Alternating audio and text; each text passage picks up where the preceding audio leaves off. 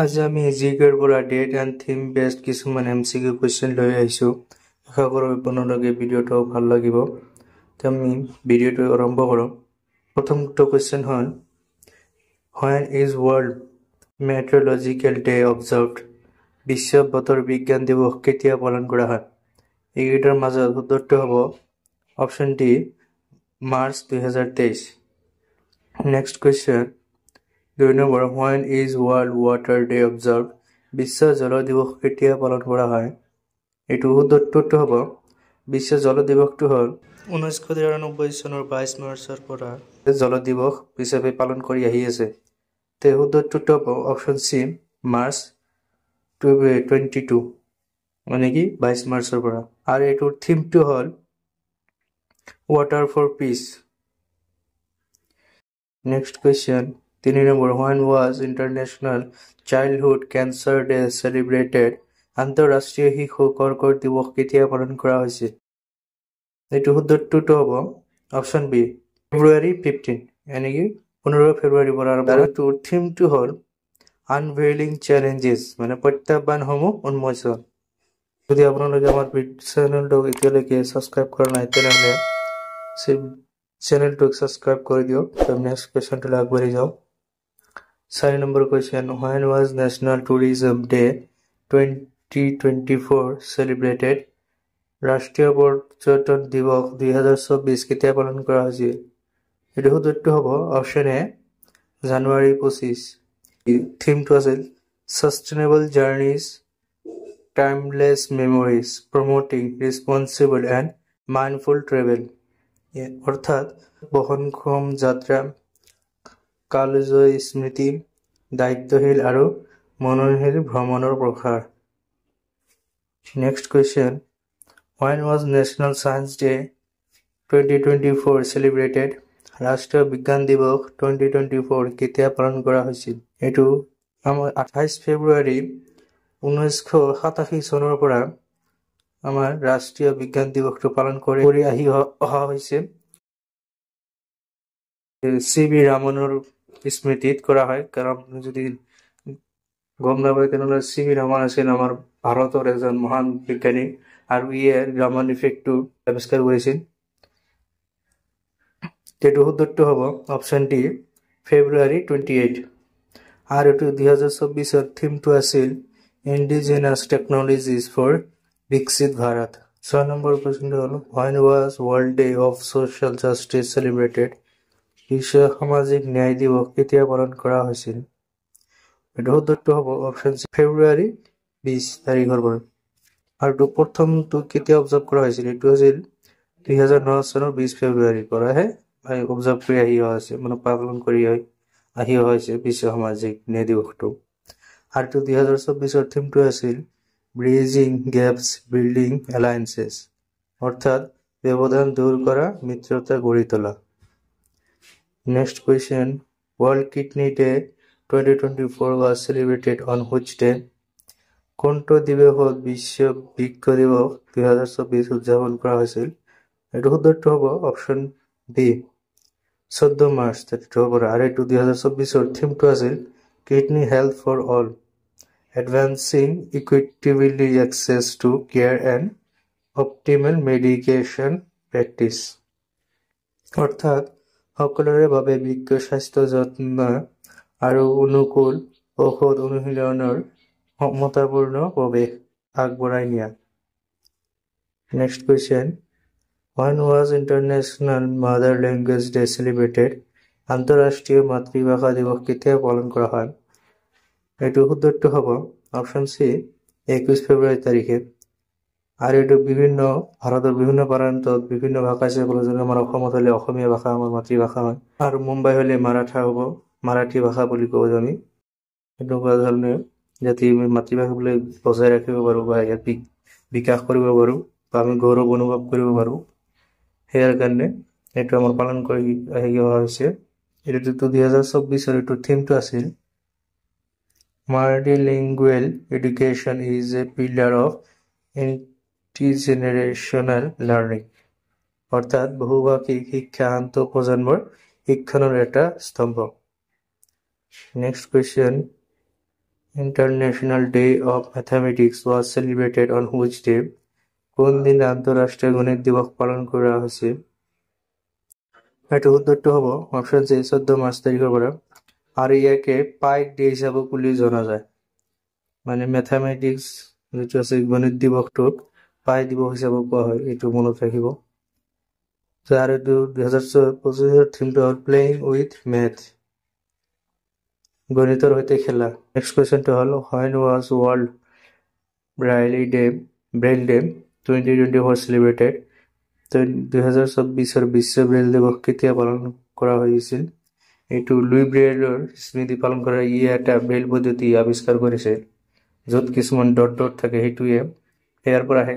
আমাৰ যিবিলাক অন্ধ মানুহ আছে তাৰ পৰা এডুকেশ্যন লয়, মানে শিক্ষা যেনেকৈ আমি কিতাপ পঢ়োঁ। তো ইয়াৰ উত্তৰটো হ'ব অপশ্যন ডি জানুৱাৰী 4 তাৰিখৰ পৰা। আৰু 2024 থিমটো আছিল empowering through inclusion and diversity, অৰ্থাৎ অন্তৰ্ভুক্তি আৰু বৈচিত্ৰ্যৰ জৰিয়তে শক্তিশালী কৰা। ইয়াৰ পিছত কেইটামান পলিটিৰ কুৱেশ্যন আছে, মই এইটো আগতে আপলোড দিছিলোঁ, কিন্তু ভিউজ নোহোৱাৰ কাৰণে মই এইটো আকৌ দি দিলোঁ। যদি আগতে চাই দিছে তেনেহ'লে আপুনি ইয়াৰ ভিডিঅ'টো নাচালেও হ'ব। কুৱেশ্যনটো হ'ল which event marked the beginning of the colonial rule in Assam? কোনটো পৰিঘটনাই অসমত উপনিৱেশিক শাসনৰ আৰম্ভণি কৰিছিল? এইটো কেতিয়াৰ পৰা হৈছিল? যেতিয়া মানে আমাৰ ইংৰাজ যেতিয়া ফাৰ্ষ্ট আহি শাসন হৈছিল বা কলনিয়েল চিষ্টেম বুলি যিটো কোৱা হয়, সেইটো হৈছিল আমাৰ 1826 চনৰ 28 ফেব্ৰুৱাৰী তাৰিখে, যিটো আমাৰ ইয়াণ্ডাবু সন্ধিটো হৈছিল, মানে ইংৰাজ আৰু বাৰ্মিজৰ মাজত যিটো হৈছিল। এই সন্ধিৰ পিছতহে এইটো পাতনি মিলিছিল উপনিৱেশিক শাসনৰ। তো উত্তৰটো হ'ব option A the signing of the treaty of Yandabo সন্ধি স্বাক্ষৰ। আমি নেক্সট কুৱেশ্যনটো আগবাঢ়ি যাওঁ। 2 number question, who was the first British administrator in Assam after the annexation as per the Treaty of Yandabo? Yandabo সন্ধি অনুসৰি অসমৰ অন্তৰ্ভুক্তিৰ পাছত অসমৰ প্ৰথম ব্ৰিটিছ প্ৰশাসক কোন আছিল? এইটো আমাৰ উত্তৰটো হ'ব option A David Scott. Next question 3 number, in which year was Assam province established as a separate province with the capital at Shillong? কোন চনত অসম প্ৰদেশ শ্বিলঙত ৰাজধানী লৈ সুকীয়া প্ৰদেশ হিচাপে প্ৰতিষ্ঠা হৈছিল? এইটো হৈছিল আমাৰ অপশ্যন বি 1870 চনত হৈছিল। Next question 4 number, what was the role of Janardan Barbarua in David Scott's administration? David স্কটৰ প্ৰশাসনত জনাৰ্দন বৰবৰুৱাৰ ভূমিকা কি আছিল? এইটো এইকেইটাৰ মাজত উত্তৰটো হ'ব option A head of the revenue department, মানে ৰাজহ বিভাগৰ মুৰব্বী আছিল। নেক্সট কুৱেশ্যনটো হ'ল 5 number, which district was separated from the Bengal presidency and added to the chief commissioner's province in September 1874? 1874 চনৰ ছেপ্টেম্বৰ মাহত কোনখন জিলা বংগৰ পৰা পৃথক হৈ মুখ্য আয়ুক্তৰ প্ৰদেশত সংযোজন কৰা হৈছিল? এইটোৰ মাজত কোনটো আছিল, কোন ঠাইটো আছিল? তেনেহ'লে উত্তৰটো হ'ব option D Sylhet.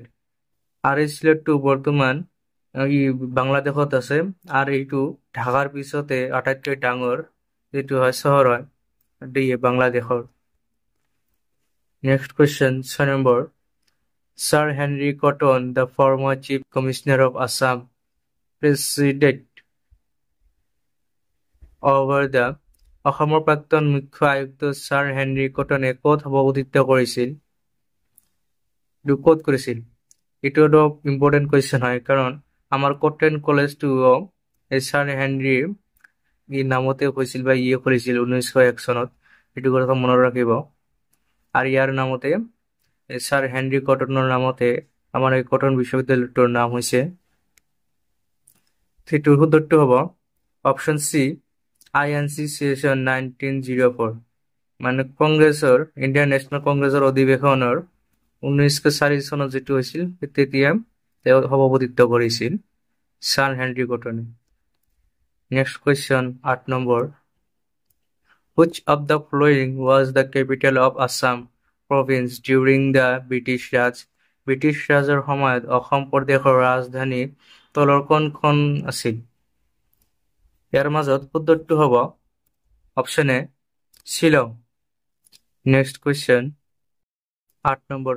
Who was the first lieutenant governor 1905 চনৰ পৰা 1912 চনলৈকে হৈছিল of Eastern Bengal and Assam? পূব বংগ আৰু অসমৰ প্ৰথম লেফটেনেণ্ট গভৰ্ণৰ কোন আছিল? এইটো শুদ্ধটো হ'ব অপশ্যন বি ছাৰ বি ফুলাৰ, ছাৰ বেমফাইল ফুলাৰ। একচুৱেলি ইয়াৰ সম্পূৰ্ণ নামটো হ'ল ছাৰ বেমফাইল ফুলাৰ। এফেৰ আপুনি এইটো ছাৰ ফুলাৰ বুলি নাম ৰাখিলেও মনত ৰাখিব, ছাৰ বি ফুলাৰ। Next question 9 number. How many members were there in the Assam Legislative Council during the period of 1912 পৰা 1921 চনলৈ? 1912 পৰা 1921 চনৰ সময়ছোৱাত অসম বিধান পৰিষদত কিমানজন সদস্য আছে? এইটো শুদ্ধটো হ'ব অপশ্যন বি 34 মেম্বাৰ্ছ, মানে 36 জন আছিল সদস্য আছিল বিধানসভাত 1912 পৰা 1921 চনলৈ অসমত। Next question, 10 number. When was Assam reconstituted into a chief commissioner's province with the legislative council? অসমক কেতিয়া বিধান পৰিষদৰ সৈতে মুখ্য আয়ুক্তৰ প্ৰদেশ হিচাপে পুনৰ গঠন কৰা হৈছিল? এইটো শুদ্ধটো হ'ব অপশ্যন চি 1912 চনত গঠন কৰা হৈছিল মুখ্য আয়ুক্তৰ প্ৰদেশ হিচাপে। Next question, Assam Chhatra Sanmilan was formed on. Assam ছাত্ৰ সংস্থা গঠন হৈছিল কেতিয়া গঠন হৈছিল? এইটো গঠন হৈছিল 25 ডিচেম্বৰ 1916 চনত। এনে শুদ্ধটো হ'ব option C December 25, 1960। Next question, 12 number. The first session of Assam Chhatra Sanmilan was held in. Assam ছাত্ৰ সন্মিলনৰ প্ৰথম অধিৱেশন অনুষ্ঠিত হৈছিল ক'ত অনুষ্ঠিত হৈছিল? এইটো অনুষ্ঠিত হৈছিল গুৱাহাটীত। এনে শুদ্ধটো হ'ব গুৱাহাটী। আৰু ইয়াৰ ফাউণ্ডিং প্ৰেচিডেণ্টটো আছিল বা প্ৰতিষ্ঠাপক সভাপতি আছিল লক্ষ্মীনাথ বেজবৰুৱা। এইটো মনত ৰাখিব লাগিব। Next question 13 number. When was the diarchy system introduced in Assam province? Assam প্ৰদেশত কেতিয়া দ্বৈত শাসন ব্যৱস্থা প্ৰৱৰ্তন কৰা হৈছিল? এইটো শুদ্ধটো হ'ব 1919 চনত। Next question, 14 number.